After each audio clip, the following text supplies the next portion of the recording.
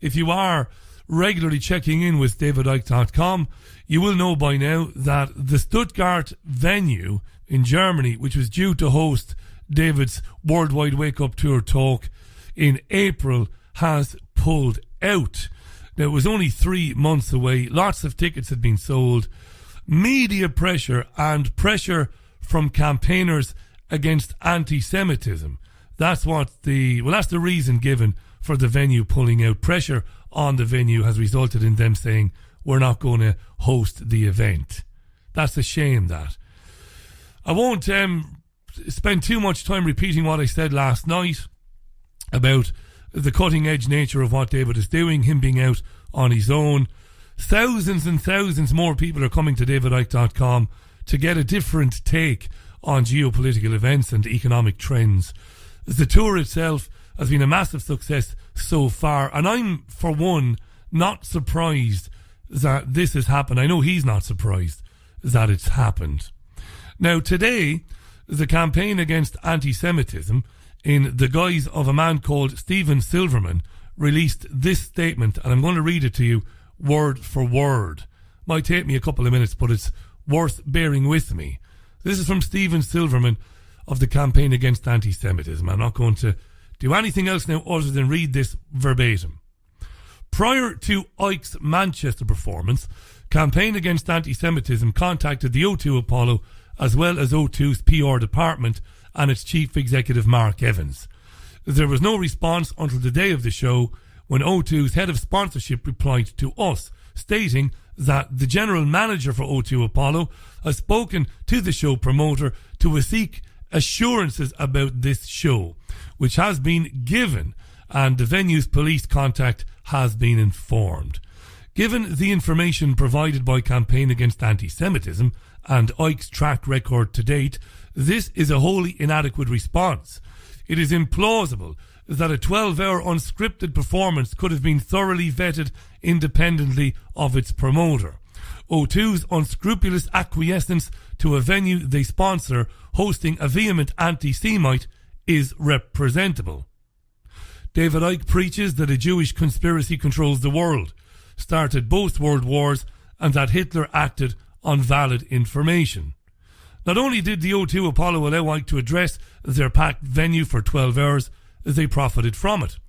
Campaign Against Anti-Semitism has written to Manchester City Council asking that they fine the venue an amount in excess of the profits from the evening and impose licence conditions so that this does not happen again. We would like to hear from anybody who witnessed the performance. If you attended or know someone who did, please email investigations@antisemitism.uk. That's plural.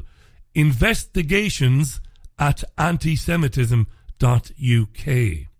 You may wish to contact O2's Chief Executive Mark Evans to let him know how you feel about the decision by the O2 Apollo, which O2 sponsors, to host a modern-day anti-Semitic hate preacher to address a sellout audience for 12 hours. You may also want to contact Manchester City Council's licensing unit, and the email address is given, setting out how you feel about the venue hosting speakers of this nature. What's going on? Well, before I go any further, I did tweet Stephen Silverman today, and I invited him to come on the programme, and I since that, because I didn't get any response from him, I'm sure he saw the tweet, I did email him, basically inviting him on the programme to talk about anti-Semitism in general, why it is he feels that the presentation given by David Icke is in any way anti-Semitic, and to talk about Theresa May's attempts to define it legally, and to talk about racism in general. I did state clearly to Silverman that, like everybody else who's come on the programme, he would be respected, treated fairly, and given time to formulate his ideas and to express himself.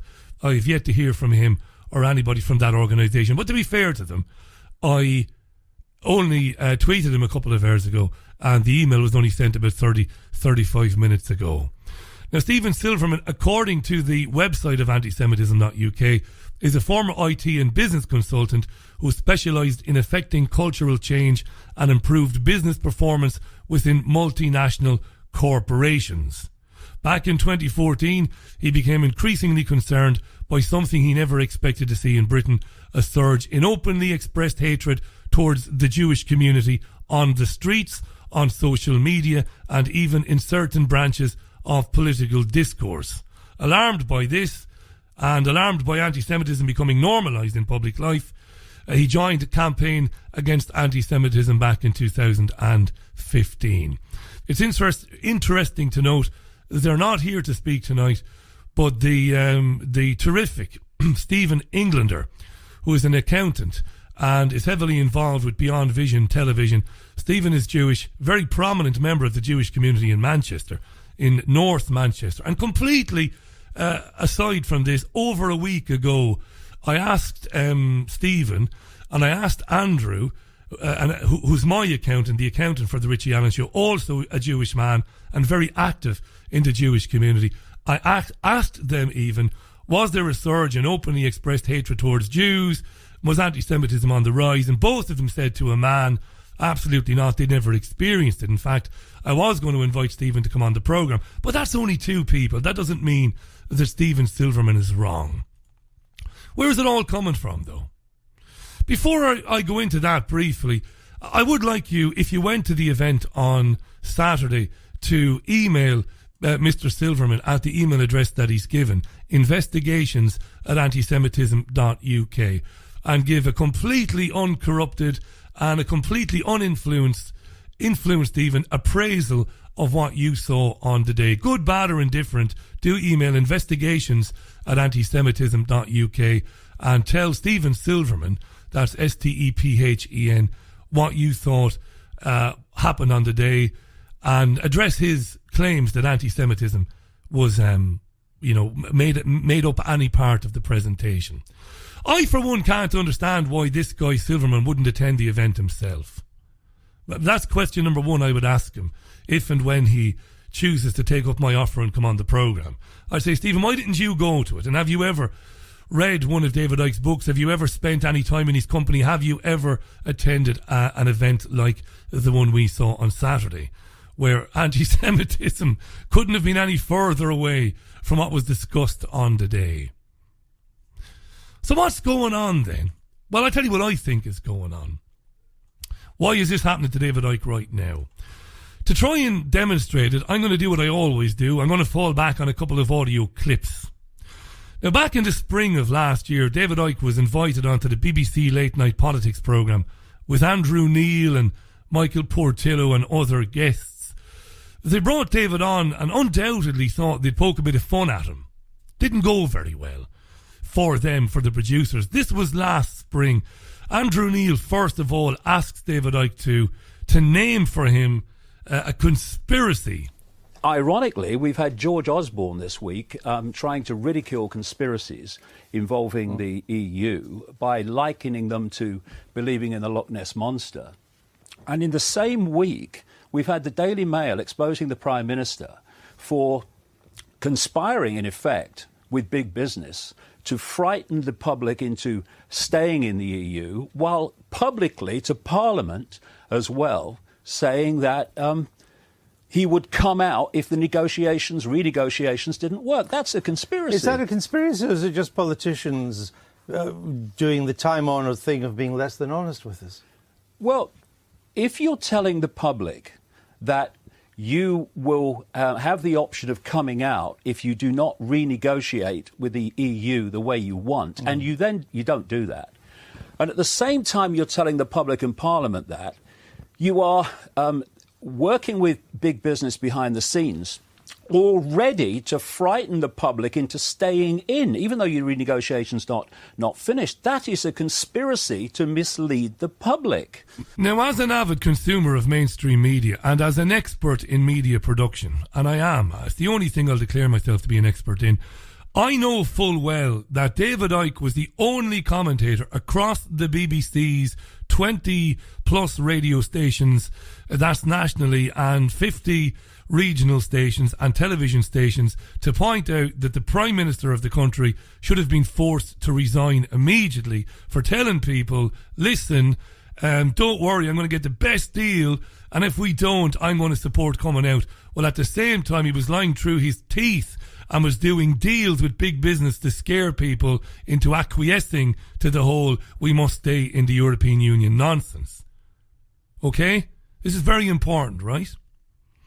So Neil then tried a bit of sarcasm, smugly asking David, what other conspiracies should we be worried about? Now remember, having been given a conspiracy by Neil said, isn't that just a time-honoured tradition of politicians being less than honest with us, when he should have said, well, we'll put it to Cameron, and, you know, if there's no explanation for this, well, we'll be asking Cameron to consider his position. So he smugly asks David, what other conspiracies should we be worried about? Listen. What other conspiracies should we worry about? Well, what we're looking at all the time are conspiracy after conspiracy coming to light, while the idea of conspiracy and the very word conspiracy is demonized. For instance, we have a situation with this Chilcot inquiry where we're going to see, indeed the information has already come out, that the Prime Minister of the time, Tony Blair and George Bush and the administrations, lied to us to justify an invasion of Iraq. And that is a conspiracy that has cost the lives of staggering numbers of people and created an ongoing catastrophe that's still going on. And let's not forget this. The very same people, not just the same agencies, the same people that told us there were weapons of mass destruction in Iraq when they knew they weren't, those very same people gave us the official story of 9/11. And what the mainstream media is doing... Was 9/11 a conspiracy? Of course it was. Who was behind it? Well, what was behind it was... No, who was behind it? Well, again, in the time we've got here, it's very difficult. But there is a network that works through government agencies, through organisations like the CIA, etc., to push an agenda on the world which is unfolding by the day. My books in the 1990s laid out what this agenda was, and those books are now being read on the television news in changes in society and laws coming in. Okay. And the thing is, this is the point, the mainstream media has accepted that those same characters lied about Iraq, but will not question in any way the same people's version of 9/11. They're journalists, it's their job. Now, Neil then threw in the royal family lizard question, which was answered rationally by David. David said there's a massive backstory, there's historical evidence about these entities, and David said the throwaway line about lizards is silly. Now I'm going somewhere with this, I'll get to it in a second. Michael Portillo, former Conservative MP, was on the same show sitting opposite David, and Portillo felt like throwing in his tuppence worth. Yes, I know people put a lot of work into conspiracy theories, but I still think they're actually intellectually lazy. I think, people just don't want to get their head around the way things really work. That having been said, let me say firstly that, a lot of people are gullible about conspiracies. I think the police were extremely gullible about the Downing Street paedophile ring, as it turns out. And on the other hand, I'll just end my comment with this point. There clearly was a conspiracy over Hillsborough. And over 28 years or whatever it was, people denied there was a conspiracy, but there was. My last book, before the present one, is 1,000 pages. Have you read any of my books? No, I haven't. How do you know that it's intellectually lazy? I wasn't talking about you, actually, David. No, you were talking about me, because that's what I do. Yeah, checkmate. They never have him back on the programme. What's the context you're thinking? Well, not in that interview, and in a previous interview David gave to BBC Wolverhampton Radio, anti-Semitism never came up. So what's the context? I can hear the gears of your brain grinding away there. This is the context. Why are they going after him now? Because I've said time and time again, he's out on his own now. His contemporaries have become lazy, hopeless, mainstream light, compromised, or they're following the money. 2 years previously, Andrew Neil, the guy speaking with David there, interviewed Alex Jones. This is how it went. You let him speak now. Well, Sure. Alex, I saw one of your ministers say this, though. No, Alex, let I'm him here. speak. I am It's tyranny. No, shut up. Infowars.com. I'm here to testify that your head was not cut off. The problem is that conspiracy theories like this are believed in. Hey, listen, I'm here to warn people. You keep telling me to shut up. This isn't a game. Okay, our government in the U.S. is building FEMA camps. We have an NDAA where they disappear people now. You have this arrest for public safety, life in prison. You are the worst person I've ever interviewed. No, it's basically off with their heads, disappear David, them, thank take you them for away. being with us. Infowars.com. It's gone, 11:30. You're watching the Sunday Politics. We have an idiot on the program today. Coming up in just 20 minutes. You will not stop the Republic. Humanity is awakening. Infowars.com. No, you guys are... Now, I'm not in any way suggesting that Andrew Neil covered himself in glory there, or the BBC production team. But this is the context. You see, when Alex Jones and others are not promoting Trump these days and blaming the world's problems on radical Islam, they're saying things like Hillary has a smell of sulphur coming from her, and that homosexuals the world over are trying to teach children degrading sex acts like fisting. The forces behind the agenda we talk about couldn't give less of a damn about people like Alex Jones. He's entertainment. He's certainly not cutting edge and is a threat to nobody, like so many of these other contemporaries I mentioned that have fallen by the wayside. You see, David Icke terrifies these people because he's calm, he's rational, he's a marvellous speaker, he's compassionate. And nobody has ever, as I said yesterday, juxtaposed the esoteric nature of this, the what's the word I'm looking for, the metaphysical relationship to what's gone on thousands of years ago with the events of today, and they're terrified of it. Now, ironically, the Campaign Against Anti-Semitism have put out a video clip that they say, in fact, they say supports everything that they claim about David Icke being anti-Semitism when he talks about Zionism. Now, in the interest of time, because I've played the clip several times, I'm not going to play it here, but I'm going to say exactly what David says in the clip, word for word. In the clip now that the Campaign Against Anti-Semitism say, is there evidence that David is in some way anti-Semitic? David says that Zionism, the Jewish people are as much victims of it as anybody else, and that Jewish people don't benefit from it. David claims in the clip put out by the Campaign Against Anti-Semitism that Zionists claim to have the interests of Israelis at the heart of their agenda. In fact, they don't. He says clearly it's a secret society, a political ideology, and you don't have to be Jewish to be a Zionist. And then he goes on to say that Judaism as a religion couldn't be any further from the Zionist ideology and philosophy. Staggering, really. The amount of time spent on Saturday talking about the folly of racism and where it comes from. All of this stuff. So where is it coming from? Chatting briefly with David over the last couple of days, David said to me, look, there's a little bit of a timeline which is interesting. In the months in advance of the event at the Apollo Theatre in Manchester, there wasn't a dicky bird, not a whisper from anybody about anything, with any problem at all about David speaking. But on Monday last, not just 2 days ago, but the previous Monday before the event, The Guardian asked for an interview in Manchester. David turned them down. On Tuesday, Channel 4 News asked him for an interview to report on the event, and David said okay. But less than a day after Channel 4 News came in, Stephen Silverman contacted the venue saying, we have been told David Icke is speaking there. At that point, David said to Channel 4 News, I'd rather not do it. David is very honest, and he said, well, look, I can't prove cause and effect here, but it's an incredible coincidence, that sequence of events. It's been a long time, way before I began speaking with David, that anybody threw the accusation of anti-Semitism against him, because it's ludicrous. It's absolutely ludicrous. And well-known Jewish celebrities in this country, including Louis Theroux and others have said no. When David says Zionist, he means Zionist. And when David means or says reptilian entity, he means reptilian entity. So what's going on? I put it to you again.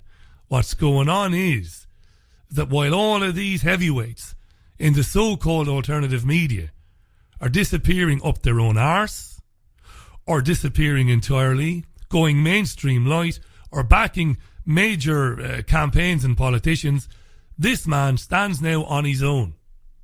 There's never been a better speaker, a better communicator, a more rational, lucid thinker putting this information together. And it's a critical time for these people. As more and more people, misguided of course, but still, it's a good thing, throwing their lot in behind Trump because they're pissed off, more and more people are looking towards David Icke specifically. Can't have that. So we'll start trouble like this.